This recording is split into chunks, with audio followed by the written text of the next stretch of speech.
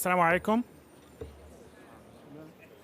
Thank you for being here. I know this has been a very last minute. We really appreciate you taking the time out of your day to be here with us today.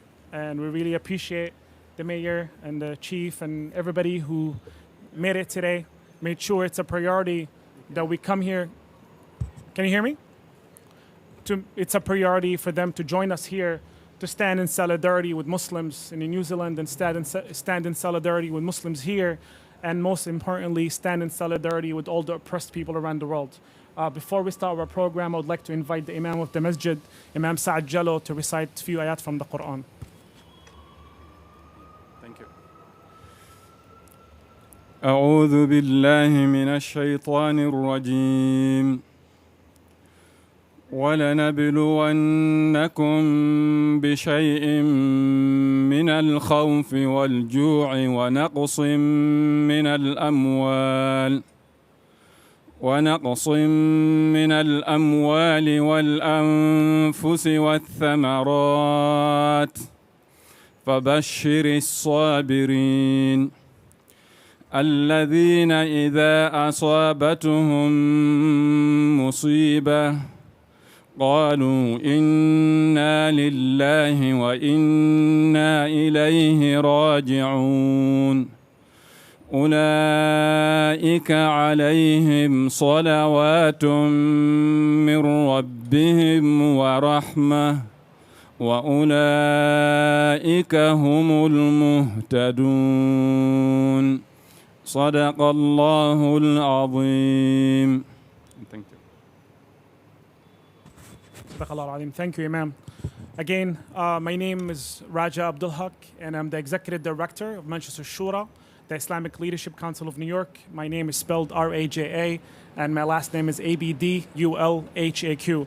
Again, thank you so much for being here today. We really appreciate all these beautiful faces that decided to show up today to stand in solidarity with our community here and abroad. And special thank you to the mayor, to the commissioner, to the chief, and to the city councilman for being here. And I understand the New Zealand ambassador is also here to join us to share, this moment of mourning.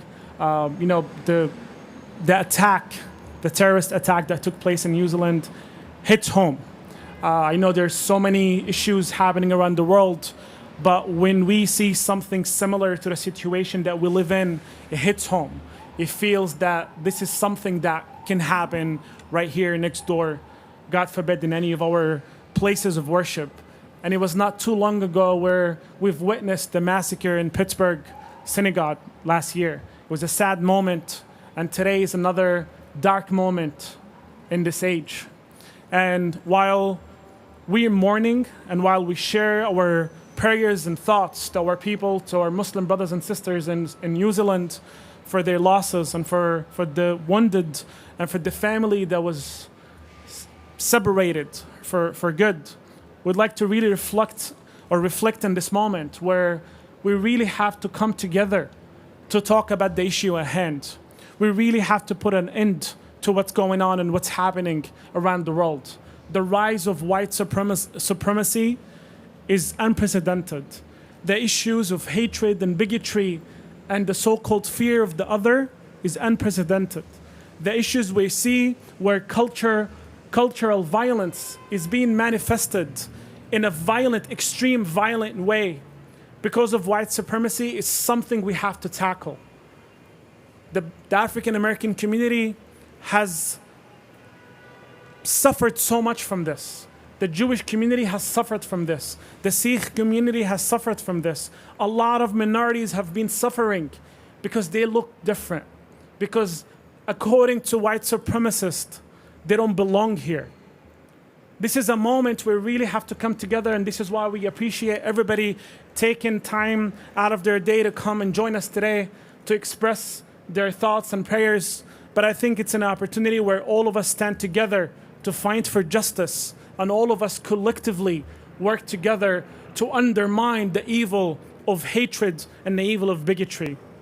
And I would like to start this program with allowing our president, the president of Majlis al-Shura, the Islamic leadership of New York, Dr. Abdul Hafid Jmayel, to say a few words on behalf of the Muslim community in New York.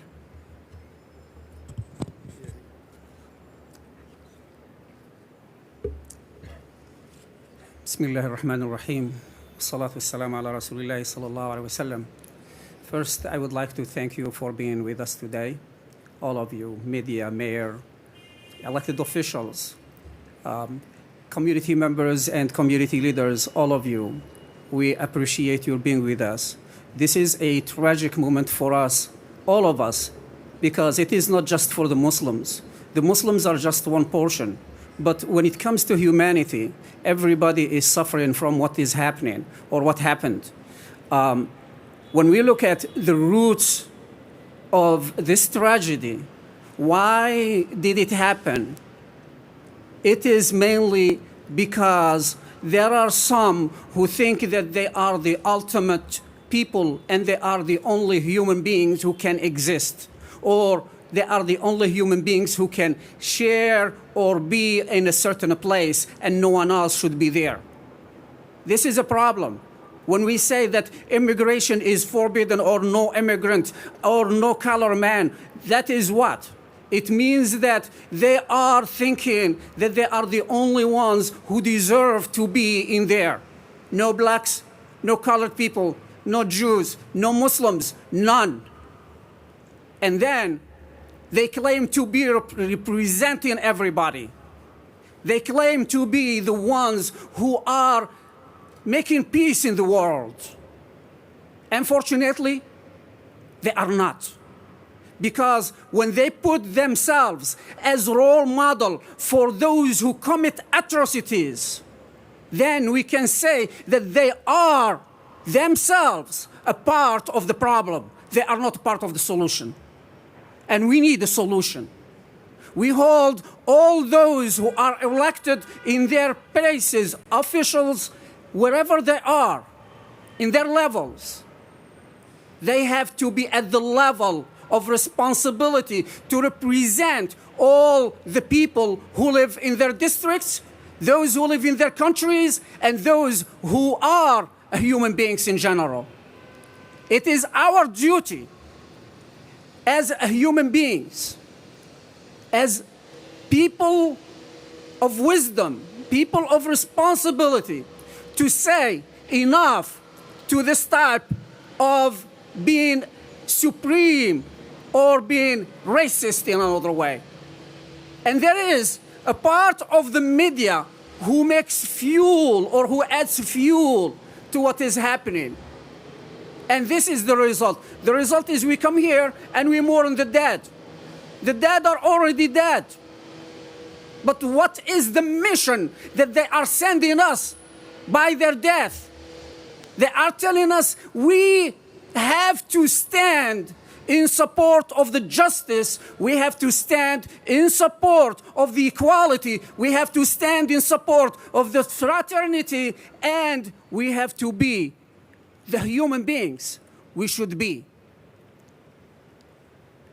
In the Muslim community, we don't feel isolated. We are proud to be Muslims. And we know for sure that there are those who stand with us. We know for sure that there are those who support not just the Muslims, they support the minorities in general. And we know our friends. And we know those who are against us also. Those who are against the human values, those who are against the minorities. We hold them responsible in front of the history. We hold them responsible in front of the world. We hold them responsible in front of their wisdom and their conscience, that they have to wake up and say, enough of being racist, enough of being bigot, enough of being a person who dislikes everyone else. So let's live in peace. Let's live in a friendly, brotherly way, rather than feeling that you are rejecting this person or that person is rejected. We are here today to say, let's make a move. Let's ask our elected officials to be at the level, as I said before, to be at the level of their responsibility. And I know for sure when they were candidates, some of them, they were frank. But now they are at the office and they have to feel that they must be the president or be the mayor or be the elected officials for everyone. And unfortunately, we know that did not happen. This did not happen in the US. It happened in New Zealand, far away. But it is a part of what is happening here. It's an extension. It is an extension of what is being fueled here. When we look at the type of violence that occurred, it happened in Charleston. It happened in the African American church, and it happened in many other religious places, whether it is synagogue or whether it is a Sikh place of worship. And I'm really thinking aloud that we have to make a change in our world. We need that change. Assalamu alaikum.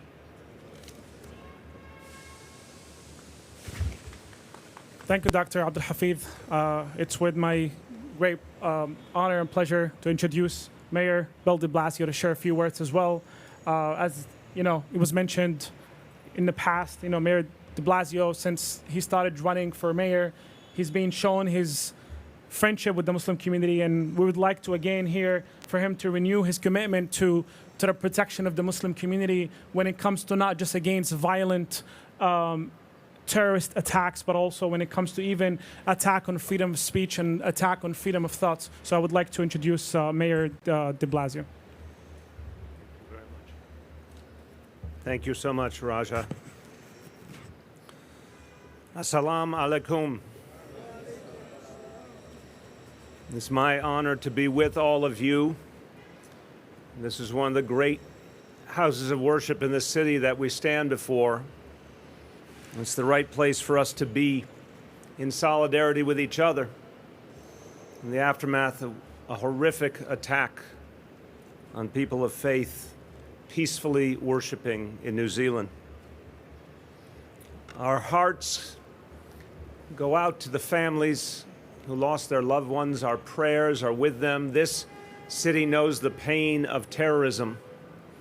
We know the danger of discrimination, how it can turn violent, how it can tear families apart. So we stand in solidarity with our Muslim community, with the Muslim community all over the world, with the people of New Zealand, and with particularly the people of Christ Church as they go through this pain. And I'd like us all in solidarity and together to have a moment of silence for all those who were lost.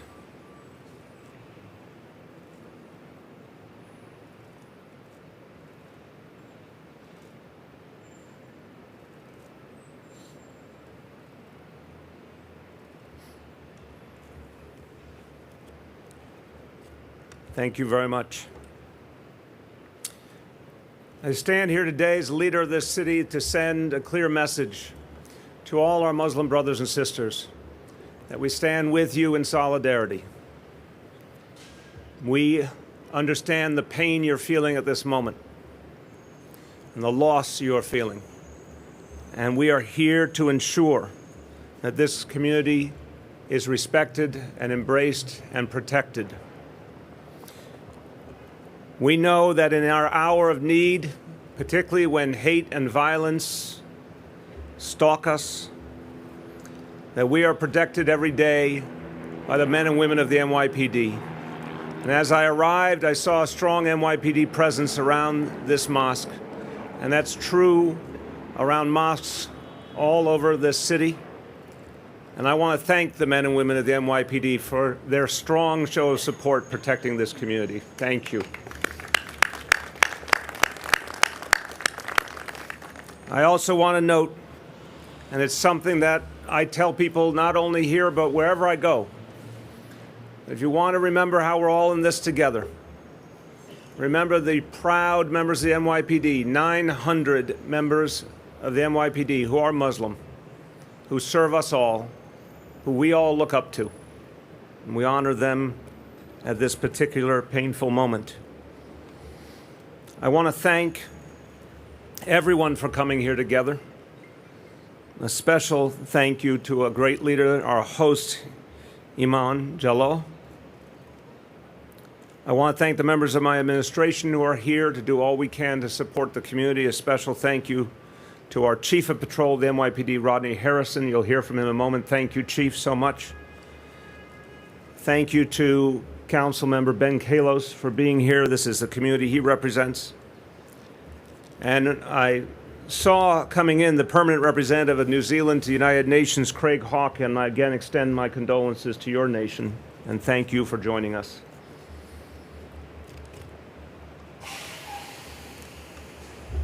My colleagues who spoke before me painted a picture of what we're experiencing now, not just in the United States, but in other countries that we all consider to be democracies and countries we consider to be advanced, and yet we are seeing this violence rise up more and more, and this hatred.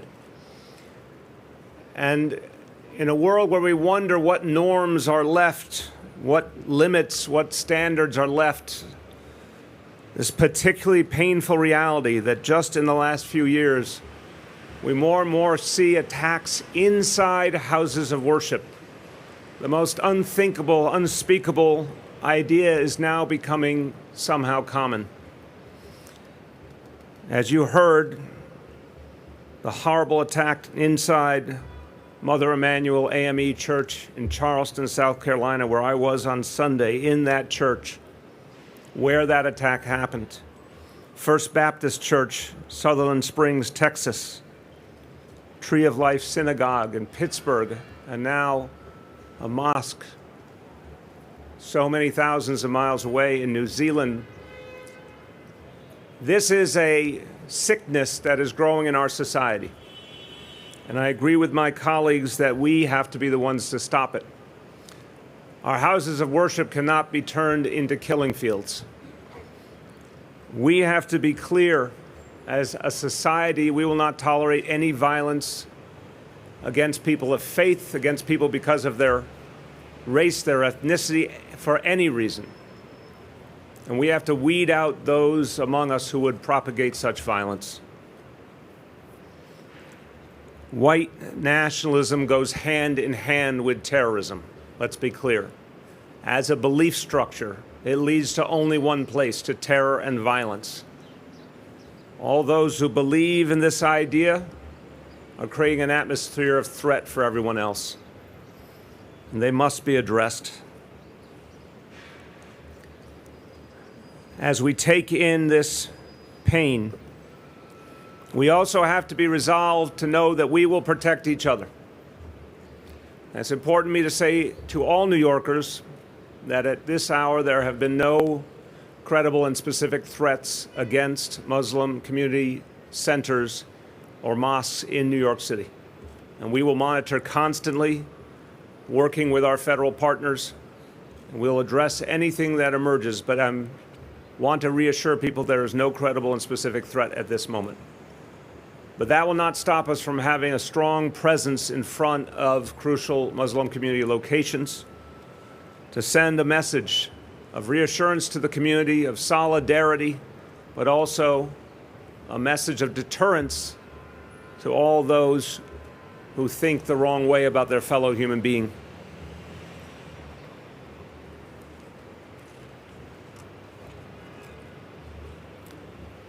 In these moments, it's easy for people in their pain to pull back, to withdraw, to feel that there's less and less goodness in the world. But we see in each of these moments, people of all faiths come to the rescue of those who are afflicted. They stand up in solidarity. As you go around this mosque, Read the nameplate of each NYPD member. You will see people of every faith, every background, but they share a single mission: to protect their fellow human being. And this is something that New York City provides as an example to the world, the most diverse place on earth. But our men and women in uniform know they are here to serve all. All of us in government know we are here to serve all. Our faith leaders reach out to each other in solidarity in any moment of distress. That is the norm in this city, that faith leaders gather together, regardless of their background, to support each other. This is a lesson, an example we have to give the world.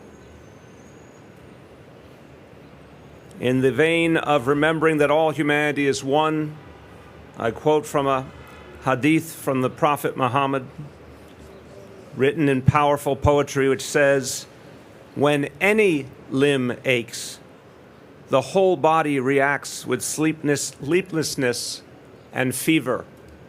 One limb is aching now. We all are reacting with the pain of our brothers and sisters in the Muslim community. I wish I could say that after today we will not see more instances of hate, but it'll take so much more work until that day has come. But I hope everyone remembers that whenever hate rears its head, our reaction has to be swift and definite. The only way to end the hate is by standing up stronger and stronger each time together. Assalamu alaikum.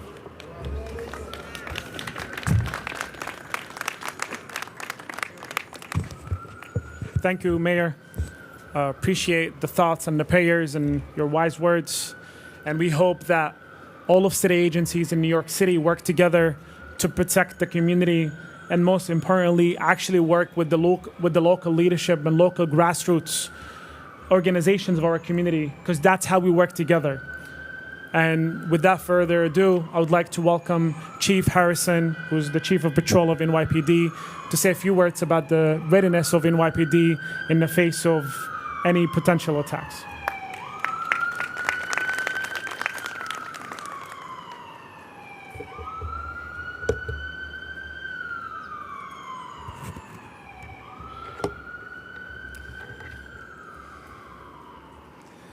So let me start by offering my sincere condolences to the family members of the victims of yesterday's shooting at Christ Church. This type of hate and violence has no place in this world, not in New Zealand, and especially not in New York. So this is why last night, just hours after the deadly attack, we implemented a plan increasing our presence of house of worships across the city. And until further directed, each precinct will deploy a house of worship auto specifically to patrol the mosque and any other religious institution. And all of our sector officers and our neighborhood coordination officers will do directed patrols at each mosque in every single precinct. With an average of 4 sectors per precinct, we will have hundreds of officers in all 5 boroughs watching over our city's religious institutions. We have an excellent working relationship with our imams, our Muslim leaders across the city, and we will rely on them to help us know if anybody in the community sees anything suspicious. And as always, in an emergency, please do not hesitate to call 911. It's our job to protect all New Yorkers. And we train every day to keep you safe from any threats that we may face. Finally, I want to stress that none of these measures will take away from our ability to provide full protection for this weekend's events at the St. Patrick's Day Parade tomorrow, as well as a half marathon on Sunday. Thank you.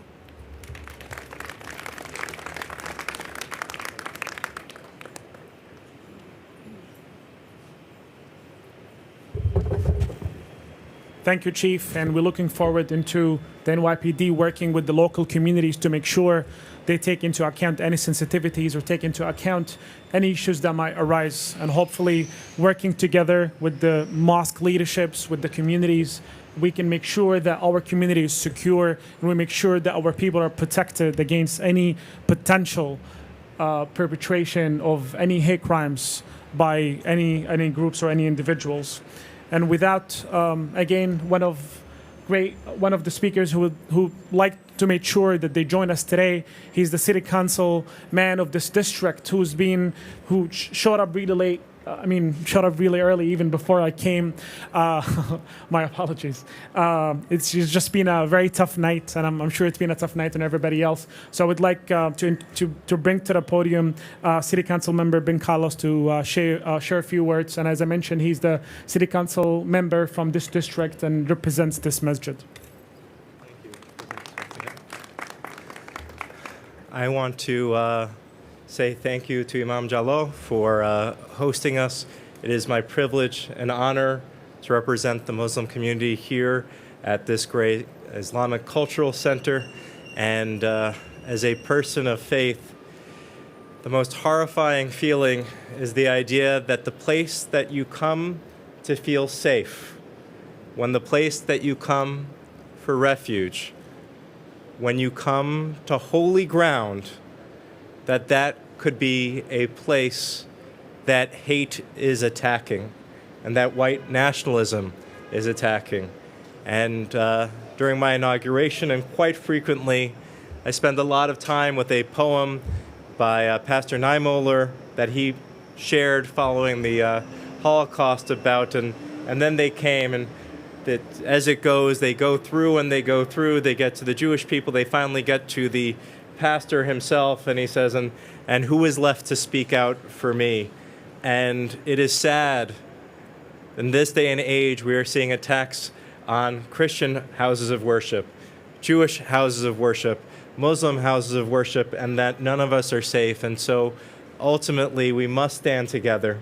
And I am proud to stand with my brothers and sisters in the Muslim community and the faith community to say that we are here for you, that this is safe, that this is still holy ground, and that I am so grateful for our NYPD, who will make sure that it is safe for every single person to pray tonight, to pray on Saturday, to pray on Sunday, and every single day of the week. I'm so grateful to the Counterterrorism Bureau, which is a model for the planet in terms of reaching out all across our planet and making sure that folks are safe. And ultimately, I'm just committed to making sure that we are here and support. Thank you so very much for putting this together.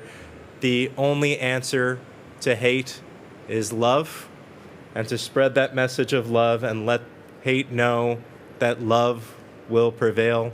And I love each and every one of you. Thank you. Thank you, Councilman. We really appreciate you being here and sharing your prayers and thoughts with us. And just adding to what you said, we hope that the counter-terror NYPD group actually work harder to trace down any white supremacist or white nationalist groups that put all of our lives in danger, because New York City, as we know, it's very diverse, as the mayor mentioned, and it's any threat or any attack on any individual in the city is an attack on the whole city. So we hope that we work together to undermine the consequences of the spread, the highly, crazy spread of white supremacy around the world, and specifically now in Western Hemisphere. As we've witnessed, this individual, this terrorist in New Zealand, has been sharing his views for a while online, and we actually read what he wrote. So we hope that the counter-terrorist groups and agencies within NYPD and other agencies take the responsibilities of really investigating and looking into this in depth to get to the bottom of what's really happening and what's really coming to our communities everywhere. And now it's my pleasure to introduce Sister Afaf Nashar from CARE. She's the Executive Director of CARE New York. She would like to share a few words with us.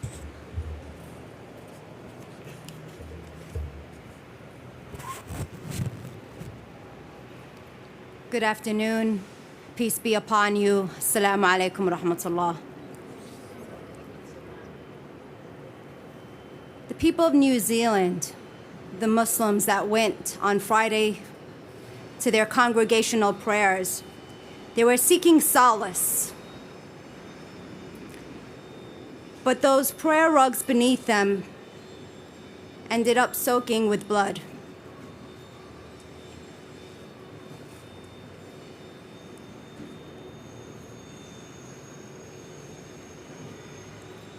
Let's take a moment to understand what that means.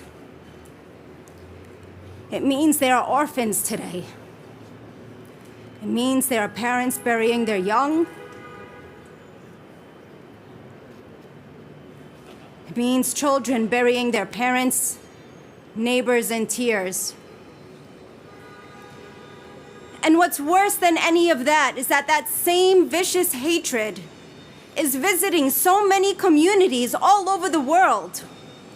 And here is no different in our land in the USA. And we've seen it referenced time and time again, Oak Creek, Charleston, Pittsburgh. We saw just recently the vicious attempted attacks on Islamabad right here in New York. We see them in our streets. We see the hate crimes where people actually come from another state to New York because they know that we are so diverse, and they will stab a man just because he is black. But these incidents don't occur in a bubble. They're not insular. And while there is a time to mourn, and while there is a time to shed tears, there's also must be a time to act. A time to act against the complacency that we see every day throughout our society. A time to bring in accountability. Accountability with politicians who are not just officials, but servants of the community. Accountability for media giants and social media factories who like to spread these words from doorstep to doorstep, city to city, country to country. It is the time to hold retailers and people who sponsor them through advertising money accountable. It is the time to hold individuals accountable. And yes, that means all of us as parents, as teachers, as neighbors, as bystanders. What do we allow to occur under our noses, in our vision? Today in 2019, are we listening to ourselves? People are being buried because of their skin color. You would think this is a story from history, but this is the legacy we are leaving our children. People being buried because of their faith or their immigration status. That is an accountability we must meet our Maker with. And so my message to those who would use violence against those unlike themselves, who will rampage against those who are immigrants or of a different faith or of different skin color. My message is simple. Your bullets may have interrupted those in prayer in New Zealand, but they will never end the worship of us collectively. Because our worship extends way beyond the walls of a mosque or a temple or a synagogue. Our worship lies in our daily activities, our actions, in our determination that is forever unwavering to defeat the evil of hate, and we will win. Thank you. Thank you, Sister Afaf, for this powerful message. As usual, one of the most powerful women in our community. May Allah bless you and please care for everything they do for our community. Up next, we have Dr. Ayman Hammouz. He's the Executive Director of a Muslim American Society. Hello, everyone. We're here today to share some moments of solidarity with our brothers and sisters. And we have to acknowledge that there is nothing new that happened today. In June 17, 2015, 9 African American brothers and sisters were shot while in a prayer service in South Carolina. And in October 27, last year, 2018, 11 of our Jewish brothers and sisters were murdered inside a synagogue in Pittsburgh. And today, Another tragedy, 49 people who woke up in the morning as Muslims, made a conscious decision to walk or to drive their cars to the mosque, and they never came back home, and they won't. It is the same root cause that led to that type of killing. The deep racism, discrimination that is deeply rooted in our culture. It is the same ugly industry of Islamophobia in which hundreds of millions have been invested in this country. Politicians, in media, everywhere. And it is time for us all to stand firmly against Islamophobia, against any sort of racism, against Muslims, Jews, Black, Latinos, against anyone. I have few messages for different people today. To mainstream media, it is time to call this an act of terror, a term that is mainly used when the perpetrators are Muslims. It is time to use it when perpetrators are white supremacists. It is time to give an equal media coverage. Statistics are shown that 770% of an increase in media coverage when perpetrators are Muslims. We need to pay the same attention. Time for mainstream media to not to tolerate any of the messages of hatred by those shows, namely here, those who attack Muslims or symbols of religion, including Jeanine Pirro, Fox News, who just attacked the hijab a few days ago. My message to our politicians from both sides, both parties, it is time to come forth and condemn Islamophobia. My message to interfaith community to stand together for that human value that was mentioned in every holy book in the Quran, that whosoever kills a soul, any soul, does not identify what type of a soul. It is as if he had killed the entire humanity. And whosoever give a life to a soul, it is as if he had given life to the entire humanity. And my last message to my fellow Muslims, brothers and sisters, old and young, as we fear for our lives, as I fear for my life, and my life, the life of my 11 and 13 years old who accompany me to the mosque every morning, as we fear for our life, stand strong. Hold tight on your values. Wear your hijab not only in the masjid, in the mall, in the subway.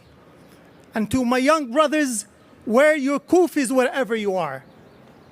Do not give in for that type of hatred. It is our responsibility today as a community of faith, community leaders, politicians, media personnel, to stand together to overcome the challenge of hate, the challenge of white supremacy, the challenge of racism and discrimination. Thank you so much. Thank you, Dr. Ayman. It is my pleasure now to bring to the podium Brother Tariq Al-Rahman from ICNA, Islamic Circle of North America. Assalamu alaikum. Bismillahir Rahmanir Rahim. I was just listening all these speeches and I was thinking about it. We are talking couple of incidents, but go back to centuries in this country. People were brought in this country as a slave, And the things happen to them that still continues. This is the part of that. If you see, even if you go to New Zealand, if you even go to Australia, the people who are living, they were displaced from their place. That was another type of slavery, hatred. So these things are just not today's hatred. These are continuous hatred in this country and all over the world. So my dear brothers and sisters, they are trying to create a fear. I was talking to our mosque this Juma. I told them that, look, for Muslims as a believer, if I'm praying in the mosque and somebody comes and kills me, I'm going to heaven. I'm not fearful. I'll be happy. So don't think that we are fearful. We are Muslims. And I'm sure that all other religious who are practicing their belief, they are not fearful that somebody will come in their church or synagogue or in a temple and kill them and make them fearful. No, you are bringing us together. That's why every time things happen, you see all faiths. You see Muslims, you see Jewish, you see Hindus, you see Buddhists, you see Christians. They are all, this morning I got a call from a father. So these are the things you bring us together. So don't think that you will be able to, divide us. Actually, you are bringing us together against hate. And today, the New York City, as a Muslim community, I want to tell you that we are stronger than ever before. We are together and we will fight together against hatred, against racism, against all bigotries. Thank you very much. Thank you so much, Brother Tariq al-Rahman. Thank you for the reminder and putting things into context and perspective that our brothers and sisters in the African American community have been subject to white supremacy for at least a couple hundred years. And it's really sad that, again, we're witnessing this again happening and being perpetrated against us and other minorities. So thank you for that reminder. And up next, we have Imam Hussein Dilwar. He's the president of Muna National. Please welcome him.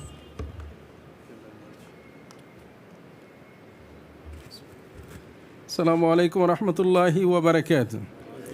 Alhamdulillah wa salatu wa salamu ala rasulillah. A'udhu billahi minash shaitanir rajim. Bismillahir rahmanir rahim. First of all, we pray for those brothers who lost their life yesterday unthinkable way. May Allah forgive them. May Allah accept all of them as a shaheed. And we show our sympathy to their families, members, and those are in the New Zealand. My brothers and sisters, Allah subhanahu wa ta'ala mentioned in the Quran, Inna lillahi wa inna ilayhi raji'un. We all belongs to with Allah subhanahu wa ta'ala, with Creator. Wa inna ilayhi raji'un. Without any doubt, surely we return to Him one day, anytime, any places, anywhere. Whatever we are, Allah subhanahu wa ta'ala call us, this is your last time, last breath, you come to me. Then Allah subhanahu wa ta'ala will ask individually every one of us about our actions, our behavior, our act, our everything. Brothers and sisters, Allah subhanahu wa ta'ala mentioned in the Quran, Ta'awanu ala al-birr wa taqwa. Help each other. Help each other. Which one is good? Which one is better? Which one is good for all human beings? I request all of you, come forward and together work for the goodness. Which one is good for me, good for you, and good for human beings? Allah subhanahu wa ta'ala mentioned in the Holy Quran, Allah subhanahu wa ta'ala created us as a one single man and one single woman. And Allah subhanahu wa ta'ala give us honor and dignity. This is nobody can give us honor and dignity. Allah subhanahu wa ta'ala give us وَلَكَدْ كَرَّمْنَا بَنِي آدَمَ. Allah subhanahu wa ta'ala give us dignity and honor. This is our duty, our responsibility to respect each other, to help each other, to honor each other as a human being. As a Muslim, I says all of you, those who hate us, we love you. And we pray for you, you come back to as a human being, you act like as a human being. Respected brothers and sisters, I hope our politicians, our officials, our brothers and sisters, everyone can come together and make sure that justice established in this world. We want justice and we work for justice. And Allah subhanahu wa ta'ala mentioned in the Holy Quran, "I'dilu wa aqrabu lit-taqwa." Do justice. This is close to taqwa. May Allah give us tawfiq, all of us, to stand for justice. Thank you so much. Jazakumullah khair. Thank you so much, Imam. And we have one of the historic figures of our community, Sister Aisha Al-Adawiyya, who would like to say a few words.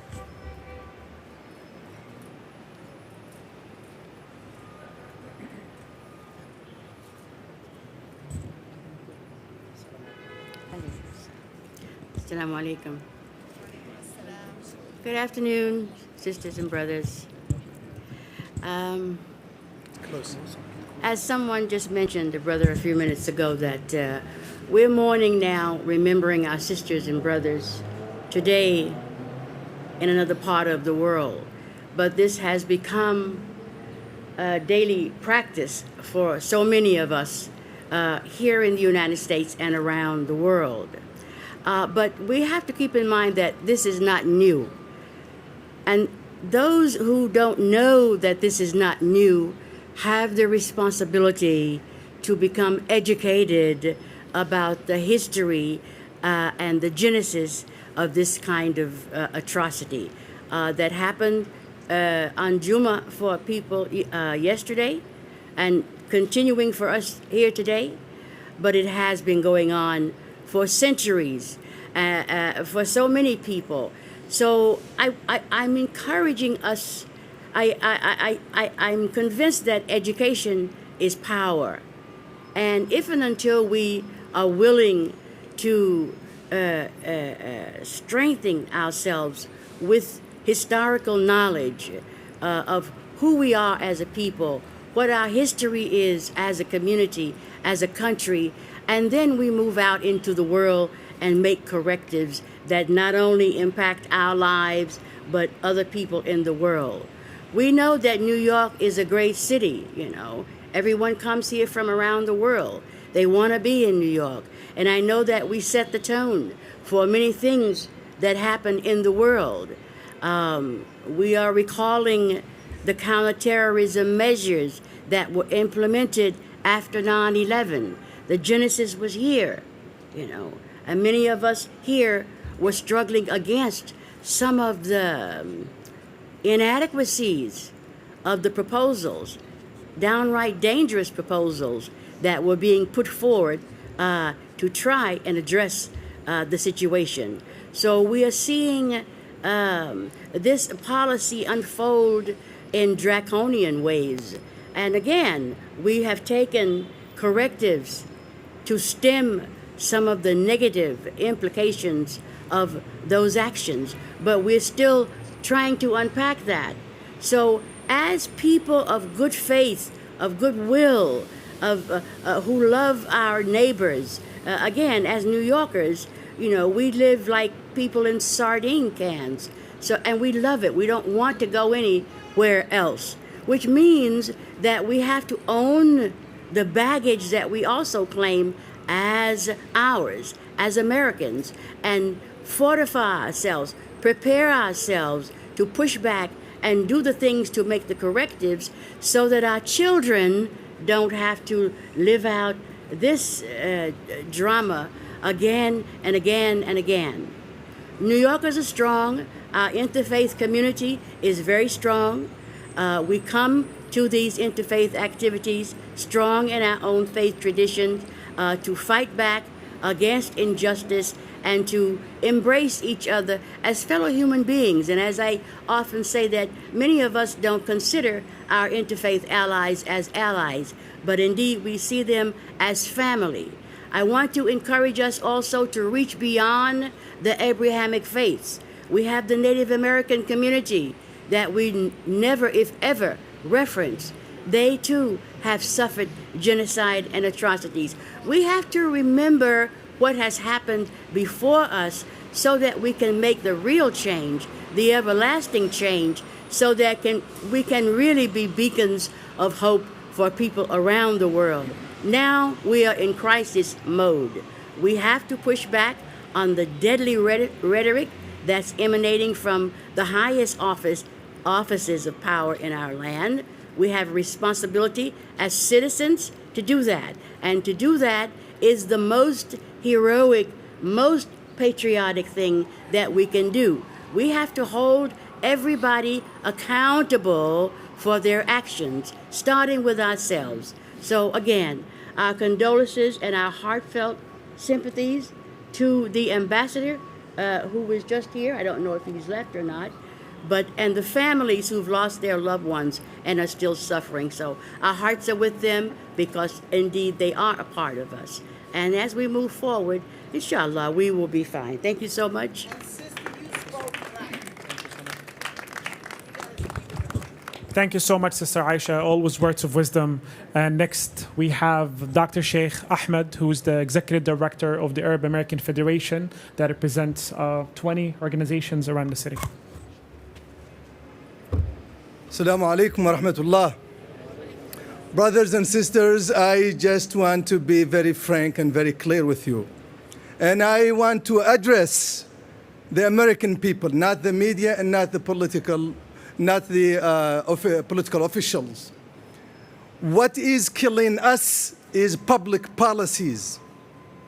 It's not derailed individuals.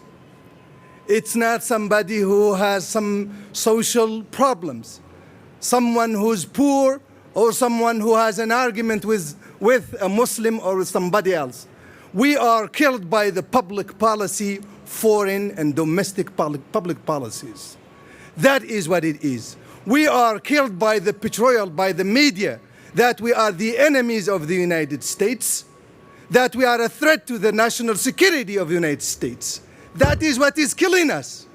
We are not going to be doing something about it unless we use our vote and our ability not to listen to the media when they portray a Muslim as a terrorist or as an enemy to the United States. You, the listener, should write back to them and tell them, I listened today to you and you portrayed my neighbor Muslim as someone who's an enemy to the United States, and he is not. You know it.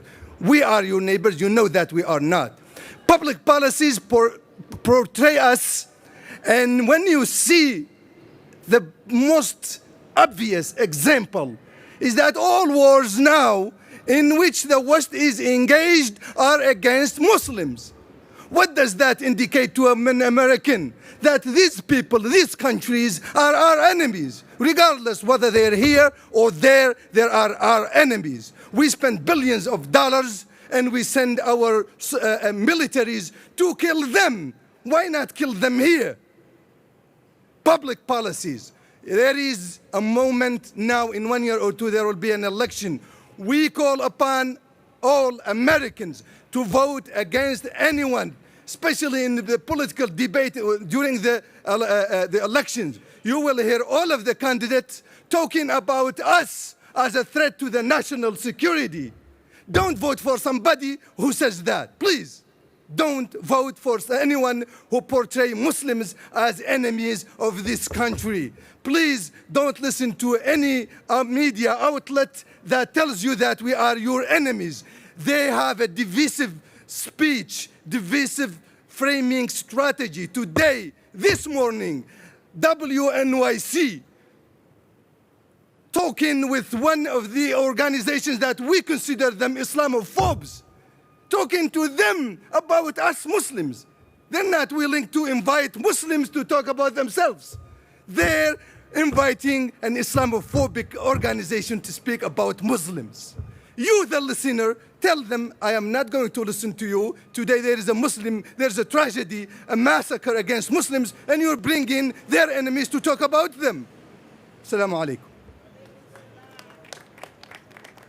Thank you, Doctor. Thank you for these words. And last but not least, we would like to welcome our ally, Reverend Chloe, to share a few words. She's the Executive Director of the Interfaith Center of New York. Thank you to the Majlis and also to this beautiful mosque, Imam Jallo. I wish to have been here in different circumstances, as do we all.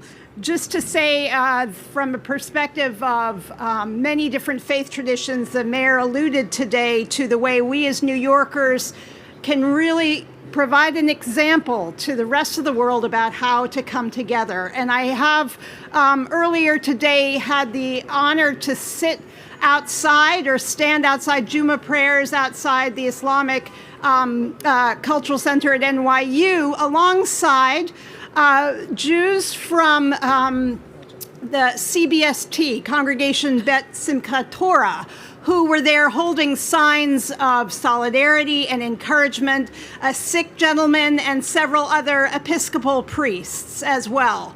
The thing that was encouraging about this was not that they were there today, but the fact that they have been there every Friday for Juma prayers, doing the same thing for the past 2 years. And that is what matters, and that is what is a sign of hope. So thank you, and again, accept our great condolences from so many corners of this city. Thank you.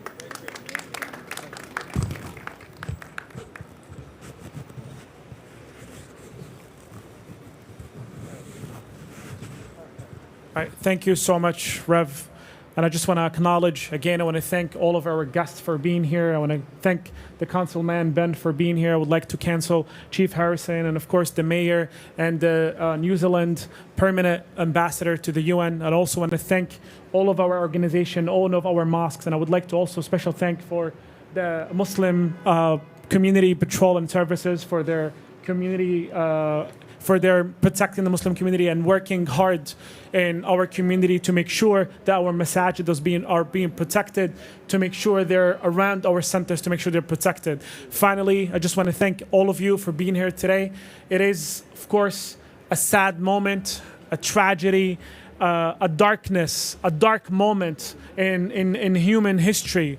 However, I think this is an opportunity, as I mentioned earlier, for all of us to work together against white supremacy, for all of us collectively to work against and fight hate and bigotry, and for all of us to stand together to say enough is enough. In the past, it was African Americans, it was Italians, it was Irish, it was the Jews, the Japanese. Now it's the Muslims. Enough is enough. While we keep singing about the melting pot, yet we're not being respected as being part of this melting pot. If you want us to be a part of the melting pot, we have to be treated as an equal human beings. White supremacy, the Islamophobia industry, which is a multi-million-dollar industry, has been working day in and day out to demonize Muslims, to dehumanize Muslims, to relegate them to subhumans, to make it easy for us to be killed in the streets. This is exactly what cultural violence is. It starts with the concept of dehumanization, the concept of demonization, and the concept of treating us as subhumans that are worthy of being killed. Today is a moment where we stand together, all of us, to fight for justice, to fight for equality, and to fight for the right of every single human being to live in dignity. Thank you so much. May Allah bless you, and our thoughts and prayers to our brothers and sisters in New Zealand for their losses. And we hope that we come, as I mentioned, together as a community to show support to them and to show support to all minorities and to show support to all of the oppressed people around the world. Thank you so much, and Jazakumullah khair.